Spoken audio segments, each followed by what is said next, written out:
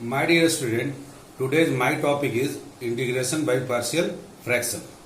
आज हम लोग देखेंगे कि पार्शियल फ्रैक्शन के इंटीग्रेशन कैसे बनाए जाते हैं।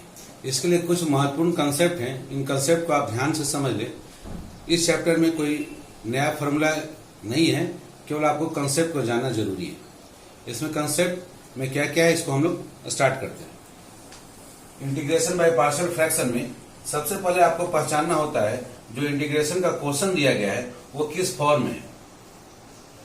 यदि वो क्वेश्चन जो दिया गया क्वेश्चन है वो फ्रैक्शन के फॉर्म में दिया गया है, फ्रैक्शन कहने का मतलब न्यूमरेटर का जो एक्सपोनेंट है, यहाँ आप देखिए x का पावर क्या है 1 और नीचे में क्या है ये x, इस x के साथ मल्टीप्लाई हो जाएगा तो x का पावर हो जाएगा 2। तो नीचे में x का पावर है 2 और ऊपर में x का पावर है 1, अर्थात ये फ्रैक्शन के फॉर्म में। तो जब भी कोई भी क्वेश्चन फ्रैक्शन के फॉर्म में दिया हुआ रहेगा तो उसको आप किस में बदलिएगा, पार्शियल फ्रैक्शन के फॉर्म में बदलिएगा। पार्शियल फ्रैक्शन में बदलने का क्या तरीका होगा, उसके लिए आपको क्या करना है कि डिनोमिनेटर में जो भी पोलिनोमियल दिया गया है उस पोलिनोमियल को आप फैक्टराइज करेंगे और फैक्टराइज करके उनको फैक्टर्स के रूप में लिखेंगे डिनोमिनेटर में जितने भी पोलिनोमियल दिए गए हैं। ये ध्यान रखना बहुत जरूरी है कि जो भी क्वेश्चन है वो फ्रैक्शन के फॉर्म में पहले से हो। फ्रैक्शन में फॉर्म में होने का मतलब है कि न्यूमरेटर का जो डिग्री है वो डिनोमिनेटर के डिग्री से कम हो।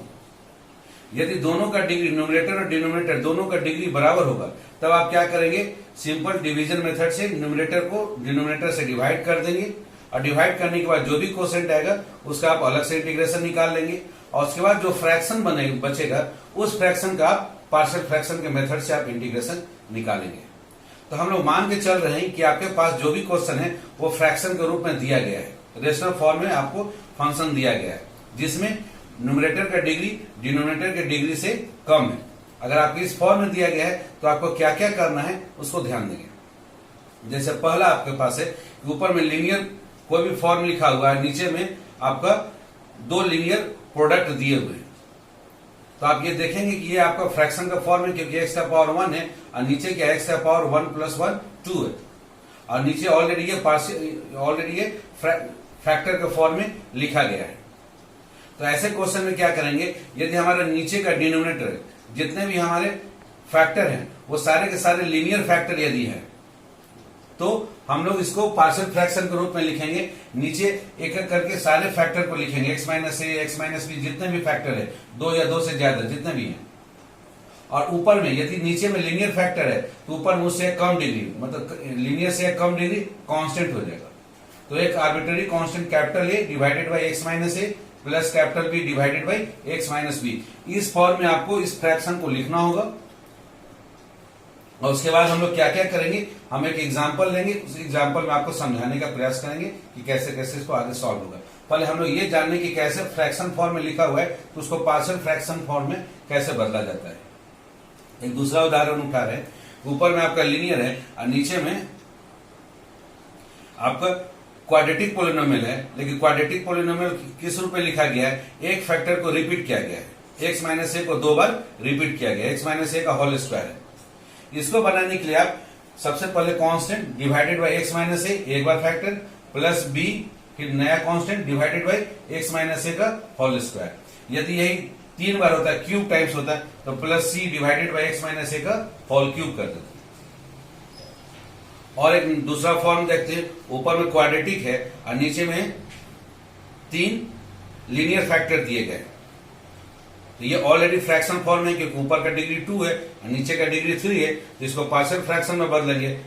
कांस्टेंट डिवाइडेड बाई एक factor x - a plus constant divided by दूसरा factor plus constant divided by तीसरा फैक्टर। इसी से मिलता जुलता देखिए इस बार क्या है, ऊपर में क्वाड्रेटिक है, नीचे में जो लीनियर फैक्टर है x - b एक डिस्टिंक्ट है, दूसरा x - a 2 बार रिपीट किया गया, x - a का होल स्क्वायर। x - a का होल स्क्वायर जब रिपीट किया गया तो उसके लिए हम लोग क्या करते हैं, constant a divided by x - a plus फिर से b divided by x - a का होल स्क्वायर अब प्लस नेक्स्ट जो लीनियर फैक्टर है उसके लिए c divided by x - b लिख देते हैं। एक और फॉर्म देखते हैं, px² plus qx plus r divided by x - a into यहाँ एक quadratic polynomial x² plus bx plus c, ये और फैक्टराइज नहीं हो रहा है, इसके और फैक्टर संभव नहीं है। तब क्या करेंगे हम लोग, ये अगेन फ्रैक्शन फॉर्म है क्योंकि ऊपर का डिग्री 2 है, नीचे का डिग्री 3 है।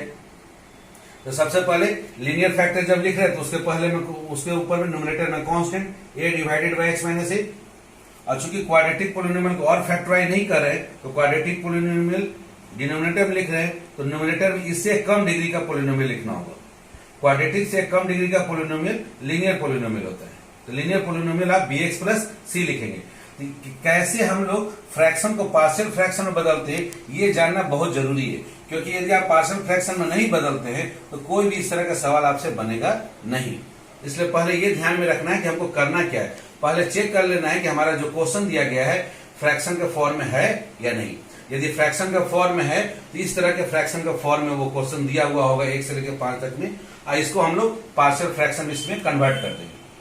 कन्वर्ट करने के बाद और हमें इसमें क्या क्या करना है, जैसे ही आप एलसीएम लेंगे, एलसीएम लेने से आपका दोनों तरफ के डिनोमिनेटर सेम हो जाएंगे, डिनोमिनेटर को आप कैंसिल कर देंगे और न्यूमरेटर को प्राप्त करने के लिए या तो आप x के इजी वैल्यू लेंगे, जिससे x की इजी वैल्यू आप लेंगे और a b c जितने भी कांस्टेंट है, जितने कांस्टेंट है उतने बार आपको x के डिफरेंट वैल्यू मानना होगा। और इस तरह से वैल्यू मानेंगे कि बारी बारी से एक फैक्टर 0 होता जाए और दूसरे कांस्टेंट निकलते चले जाए। या फिर ऐसा कर सकते हैं कि आप जब एलसीएम ले लिए और दोनों का एलसीएम को कैंसिल कर दिए तो आप क्या करें कि दोनों तरफ के कोफिशिएंट को इक्वेट कर दें।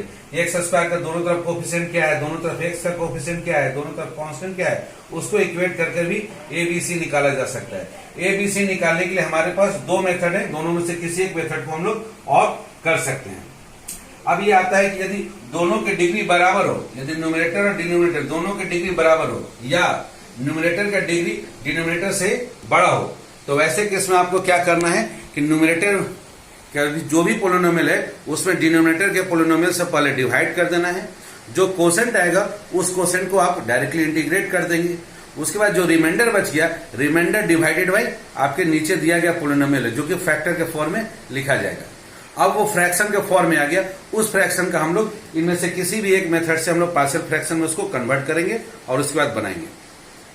बनाने में जब भी हमको एबीसी निकालना है, उसको निकालने के लिए हमारे पास दो मेथड है। एक तो मेथड है जब आप पार्शियल फ्रैक्शन में लिख लिए और एलसीएम लेंगे तो दोनों साइड के डिनोमिनेटर पोर्शन कैंसिल हो जाएंगे। उसके बाद क्या करेंगे कि दूसरे साइड में जिधर आपने पार्शियल फ्रैक्शन का फॉर्म में लिखा है उधर एक्स के आप आसान सा वैल्यू लेंगे, ऐसे वैल्यू लेंगे कि बारी बारी से आपका एक फैक्टर 0 होता जाए और वो आसानी से आपका कांस्टेंट निकलते चले जाए। जितने वेरिएबल होंगे उतने बार वेरिएबल के वैल्यू आपको अपने से एज्यूम करने पड़ेंगे। या फिर दूसरा तरीका है कि दोनों तरफ के पोलिनोमियल में एक्स स्क्वायर एंड कांस्टेंट के कोफिशिएंट को आप कंपेयर करके एबीसी निकाल सकते हैं। फॉर एग्जाम्पल हम लोग एक क्वेश्चन लेते हैं और इसको और अच्छे से समझने का कोशिश करते हैं। जैसे हम लोग एग्जाम्पल लेते हैं एक्सरसाइज 7.5 का क्वेश्चन नंबर 1, इंटीग्रेट करना है x divided by x plus 1 into x plus 2। ऊपर में x का पावर है 1 और नीचे में x का पावर है 2। ऑलरेडी ये फ्रैक्शन का फॉर्म है। जब ये फ्रैक्शन का फॉर्म है तो इसको हमको पार्शियल 1 x प्लस 2 और उसके ऊपर में हम लोग कांस्टेंट लिख दिए a b आर्बिट्ररी कांस्टेंट। अब हम लोग जैसी एलसीएम लिए, a के साथ x प्लस 2 मल्टीप्लाई हो गया, b के साथ x प्लस 1 मल्टीप्लाई हो गया और डिनोमिनेटर ये और जो हमारा दिया गया फ्रैक्शन था दोनों का डिनोमिनेटर कैंसिल हो जाएगा।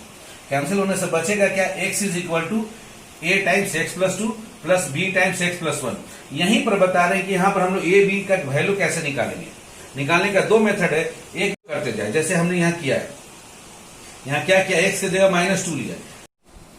आप यहाँ देखिए x प्लस 2 को 0 बनाने के लिए x प्लस 2 इक्वल टू 0 लिखेंगे। x का वैल्यू क्या आएगा, -2। तो आप x की जगह -2 पुट करें। -2 पुट करने से ये फैक्टर पूरा 0 हो गया, a इंटू 0। और इधर -2 पुट किए तो -2 प्लस 1 ये बन गया -1। -1 इंटू b बन गया -b। और इधर लेफ्ट साइड में x की जगह -2 रख दिए तो -2 इक्वल टू -b आया। दोनों तरफ -1 से मल्टीप्लाई कर दिए, b का वैल्यू आ गया 2। अब दूसरा फैक्टर को 0 बनाएंगे।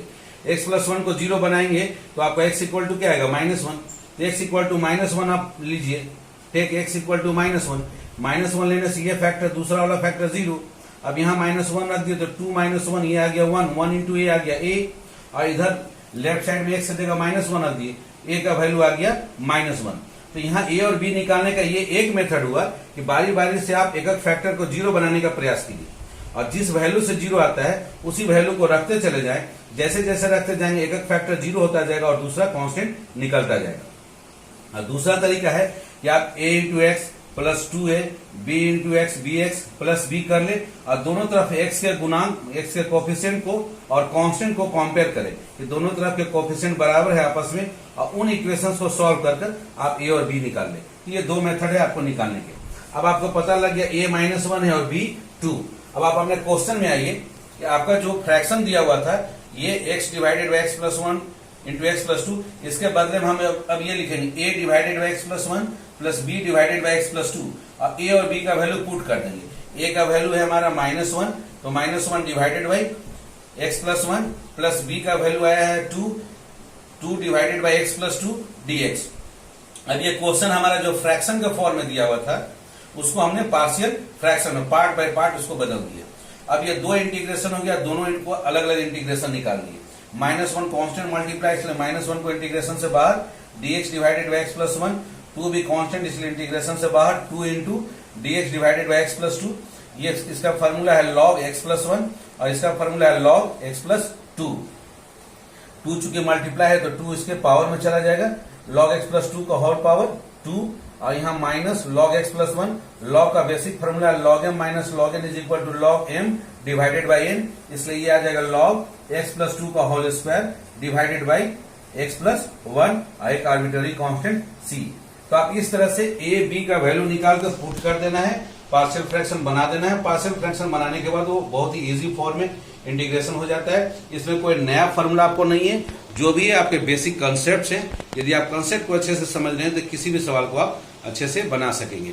अभी हम लोग और प्रयास करते हैं, कुछ और प्रॉब्लम 7.5 का बनाने का प्रयास करते हैं ताकि हमारा कंसेप्ट और क्लियर हो। और आपको जो भी डाउट्स है वो आप मेरे कमेंट बॉक्स में जरूर लिखकर भेजें ताकि मैं आपको उसके नेक्स्ट वीडियो में बनाकर उसके सोल्यूशन आपको प्रोवाइड कर सकूं। ओके,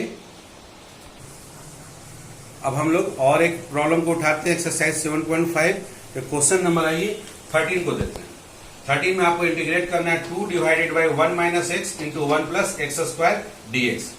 ये ऑलरेडी फ्रैक्शन का फॉर्म है, ऊपर में कांस्टेंट है मतलब x का पावर 0 है और नीचे x का पावर 3 है 3, इसलिए ऑलरेडी ये फ्रैक्शन के फॉर्म में। अब इसको पार्शियल फ्रैक्शन में बदलिए।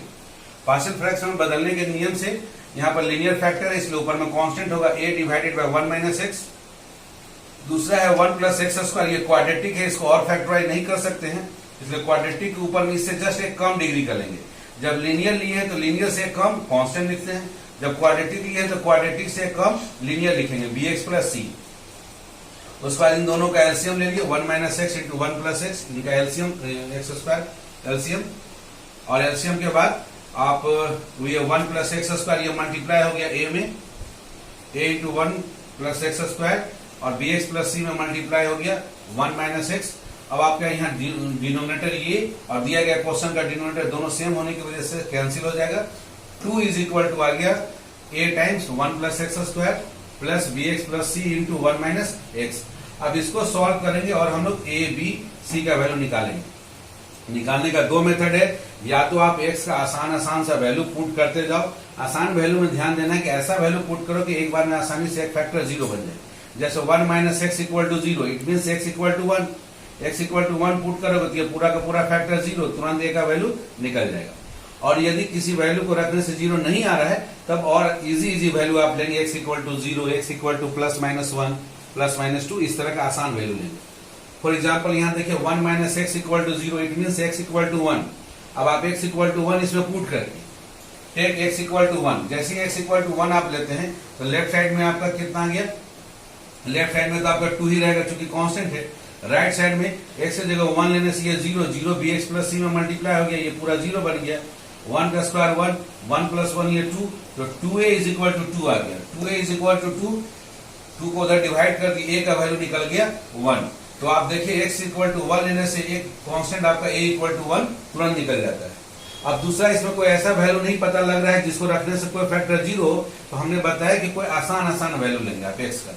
जैसे x की जगह 0 लिए, x की जगह 0 लेने से क्या हुआ, अब आप देखिए 0 लेने से 0 का स्क्वायर ये 0 हो गया, a इंटू 1 ये आ गया a, और दूसरा इधर b इंटू 0, ये b एलिमिनेट कर गया, और 1 माइनस 0, तो यहाँ भी केवल 1 बच गया, 1 इंटू सी, केवल c, तो अब ये आ गया आपका केवल c, और यहाँ पहले से बचा a plus C equal to हो गया 2। अब इसमें आप c का वैल्यू निकालना है तो c equal to 2 minus a कर दीजिए, और a का वैल्यू पहले से निकला हुआ 1, a का वैल्यू 1 रख दीजिए। इस तरह से आपका c का भी वैल्यू निकल गया, c इज इक्वल टू निकल गया आपका 1, a भी निकल गया, c भी निकल गया। अब और कोई एक आसान value, take x is equal to -1। जब आप x का वैल्यू -1 लेते हैं तो -1 का स्क्वायर हो गया 1, 1 प्लस 1 हो गया 2, 2 इंटू a हो गया 2a। अब इधर x की जगह -1 पुट किए तो -1 into b minus b plus c हो गया, इंटू x की जगह -1 रखने से -1 में माइनस मल्टीप्लाई हो गया +1, और +1 2, तो उसमें 2 मल्टीप्लाई हो गया। तो अब ये आ गया 2a, और 2 से मल्टीप्लाई होने से -2b प्लस 2c। अब a का वैल्यू रख दीजिए 1, तो 2 इंटू 1 हो गया 2, माइनस 2b प्लस c का वैल्यू भी 1 है, तो 2 इंटू 1 2 हो गया, 2 प्लस 2 हो गया 4, तो 4 माइनस 2b, 4 माइनस 2b का वैल्यू आ गया 2। अब इस लेफ्ट हैंड साइड के 2 को राइट हैंड साइड में लेके चले जाए, और लेफ्ट हैंड साइड के 2b को राइट हैंड साइड के 2b को लेफ्ट हैंड साइड में ले आए, तो लेफ्ट हैंड साइड में ले आएंगे तो 2b इज इक्वल टू हो जाएगा 4 माइनस 2, 4 माइनस 2 आ गया आपका 2, तो 2b equal to 2, so b का वैल्यू आ गया 1। तो अब आप a b c तीनों वैल्यू आप निकाल लिए। अब तीनों वैल्यू को जो आपका फ्रैक्शन दिया हुआ है 2 divided by 1 minus x into 1 plus x square, इसमें पुट कीजिए। a के जगह पर वैल्यू आया 1, तो 1 divided by 1 minus x, plus b के जगह पर 1 है तो x, प्लस c के जगह भी 1 है तो 1 divided by 1 plus x square. ये हो गया फ्रैक्शन, पार्शियल फ्रैक्शन में लिखा गया। अब इस पार्शियल फ्रैक्शन को दो अलग अलग इंटीग्रेशन में लिख दें, dx divided by 1 minus x plus x plus 1 divided by 1 plus x square dx। अब dx divided by 1 minus x, इसका इंटीग्रेशन पता है, dx बाय x का log x होता है, तो log 1 माइनस एक्स। लेकिन यहाँ ध्यान देने वाली बात है, चूंकि x का कोफिशिएंट 1 नहीं है, 1 के अलावा कुछ भी है, तो 1 के अलावा यहाँ पर -1 है, तो उस -1 से आपको डिवाइड करना है, अर्थात -1 से डिवाइड किए तो ये हो गया माइनस log 1 माइनस एक्स हो गया, माइनस log 1 माइनस एक्स। और दूसरा जो इंटीग्रेशन है आपका, ये एक्सरसाइज 7.4 का ये स्पेशल इंटीग्रेशन का पार्ट है। कि स्पेशल इंटीग्रेशन में लीनियर डिवाइडेड बाय क्वाड्रेटिक है, तो हम करते क्या थे उसको बनाएंगे, इसलिए इस इंटीग्रेशन का नाम दे दिया I1 और इसको इक्वेशन नंबर 1 मान लिए। अब I1 को अलग से हम लोग बनाएंगे और इसके वैल्यू को इसमें सब्स्टिट्यूट कर देंगे और हमारा आंसर कंप्लीट हो जाएगा। तो I1 इक्वल टू हो गया x plus 1 divided by 1 plus x square. Special integration जो भी था आपका, उसमें आपको बताया गया था कि जब भी लीनियर डिवाइडेड बाय क्वाड्रेटिक हो या रूट अंडर में क्वाड्रेटिक हो, तो करते क्या है, linear is equal to a into differentiation of denominator, denominator को डिफरेंशिएट कर देते हैं प्लस b, और a और b का वैल्यू निकालते हैं। तो 1 का डिफरेंशिएशन 0, एक्स स्क्वायर का डिफरेंशिएशन 2x, तो 2x इंटू a हो गया प्लस b। अब दोनों तरफ x के गुणांक को कंपेयर कीजिए और कांस्टेंट को कंपेयर कीजिए, इक्वेट कीजिए, और आप a और b का वैल्यू निकालिए। इधर x का कोफिशिएंट है 2a और इधर है 1, तो 2a इक्वल टू 1 हो गया, अर्थात a इक्वल टू 1/2। इधर कांस्टेंट है 1 और इधर कांस्टेंट है राइट हैंड साइड में b, तो b का वैल्यू हो गया 1, तो b का वैल्यू 1 और a का वैल्यू हो गया हाफ। तो अब x प्लस 1 को जो हमारा दिया हुआ था x प्लस 1, उसको बदल के लिख सकते हैं हम लोग। a का वैल्यू है 1/2, a का वैल्यू आप देखिए 1/2 निकाले, a का value 1/2 into differentiation of 1 plus x square, जो कि है आपका 2x और प्लस b का वैल्यू है 1। इस फॉर्म में लिख दिया। इसी इंटीग्रेशन को आप दो अलग अलग फॉर्म में अलग अलग कर दीजिए, 1/2 कांस्टेंट इसको बाहर, और 2x dx divided by 1 plus x square plus dx divided by 1 plus x square. आप ऑलरेडी जानते हैं कि ऊपर में न्यूमरेटर में फंक्शन दिया हो जो कि डिनोमिनेटर का डिफरेंशिएशन हो f' dx divided by fx form में हो, तो इसका इंटीग्रेशन होता है log fx, अर्थात न्यूमरेटर में जो वैल्यू है वो डिनोमिनेटर का डिफरेंशिएशन हो, तो इसका इंटीग्रेशन डायरेक्ट हम लोग लिख देते हैं log डिनोमिनेटर जो भी है आपका, तो ये हो जाएगा half times log 1 plus x square, और प्लस इसका अभी ऑलरेडी फॉर्मूला है स्पेशल इंटीग्रेशन में tan इनवर्स x। तो ये हो गया हमारा जो दूसरा पार्ट I1 माने उसका इंटीग्रेशन, इसको मान लिया इक्वेशन नंबर 2। अब इस वैल्यू को हम लोग सब्स्टिट्यूट कर देंगे इक्वेशन नंबर 1 में, वो हमारा आंसर हो जाएगा। तो आंसर हो जाएगा minus sine log 1 minus x plus अब ये I1 इंटीग्रेशन का वैल्यू हम लोग पुट कर देते हैं, जो कि है हमारा half log 1 plus x square plus tan inverse x और प्लस एक आर्बिट्ररी कांस्टेंट c। ये हमारा दिए गए क्वेश्चन का आंसर हो जाएगा। एक और क्वेश्चन उठाते हैं हम लोग पार्शियल फ्रैक्शन का, क्वेश्चन नंबर 70। कभी कभी क्वेश्चन हमारा फ्रैक्शन फॉर्म में डायरेक्ट नहीं लिखा हुआ रहता है, वो इनडायरेक्ट फॉर्म में रहता है, तो हमको उसको कन्वर्ट करना पड़ता है।